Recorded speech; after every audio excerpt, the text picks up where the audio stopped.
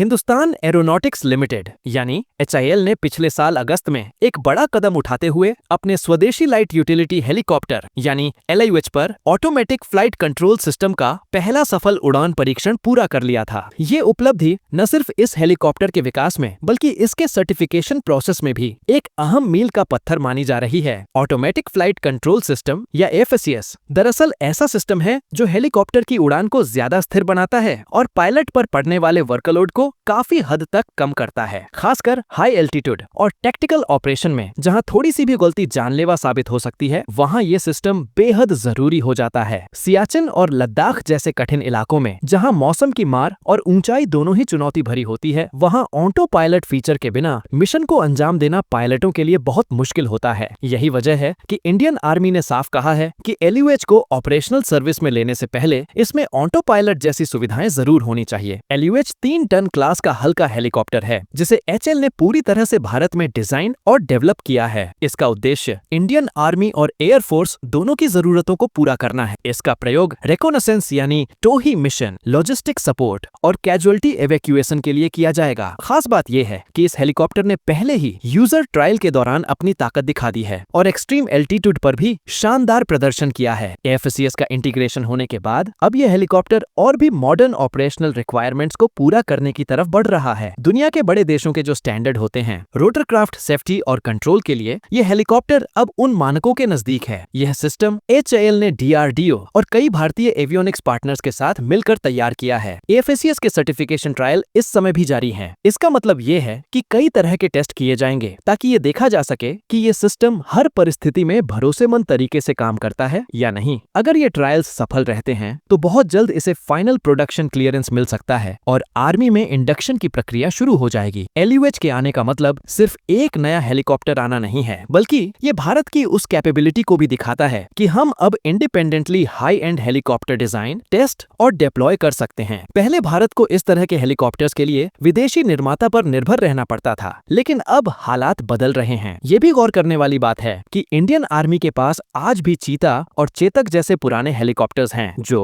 1970 के दशक की टेक्नोलॉजी पर आधारित हैं। इनकी ऑपरेशनल लाइफ काफी लंबी हो चुकी है और कई बार हाई एल्टीट्यूड मिशन में सेफ्टी को लेकर सवाल उठते रहे हैं। LUH का इंडक्शन इन पुराने प्लेटफॉर्म को रिप्लेस करेगा और आर्मी को एक ज्यादा कैपेबल और सेफर विकल्प देगा। अगर बॉर्डर डिफेंस इकोसिस्टम की बात करें तो HIL का यह कदम इस बात का संकेत है कि भारत अब सिर्फ बेसिक मैन्युफैक्चरर से आगे बढ़कर कॉम्प्लेक्स सिस्टम इंटीग्रेशन में भी महारत हासिल कर रहा है। FACS जैसे सिस्टम न सिर्फ ऑटोमेशन लाते हैं बल्कि लंबी उड़ानों के दौरान पायलट की थकान को भी कम करते हैं। ये डायरेक्टली मिशन सक्सेस रेट और क्रू सेफ्टी दोनों को इम्प्रूव करता है। कुल मिलाकर HIL का LUH और इसमें लगने वाला FACS आने वाले सालों में भारत के लिए गेम चेंजर साबित हो सकता है। चाहे बात हो सियाचिन जैसे हाई एल्टीट्यूड आउटपोस्ट की या नॉर्थ ईस्ट में होने वाले रिकोनासेंस मिशंस की, ये हेलीकॉप्टर भारतीय सेनाओं को एक बड़ा टैक्टिकल एज देगा। HIL को उम्मीद है कि सर्टिफिकेशन ट्रायल जल्दी पूरे हो जाएंगे और आर्मी की जरूरतों के हिसाब से जल्द ही इसका प्रोडक्शन शुरू कर दिया जाएगा। इससे भारत के पास एक ऐसा इंडिजिनस हेलीकॉप्टर होगा जो न सिर्फ ऑपरेशनल जरूरतें पूरी करेगा बल्कि टेक्नोलॉजी इंडिपेंडेंस की दिशा में भी एक बड़ा कदम साबित होगा।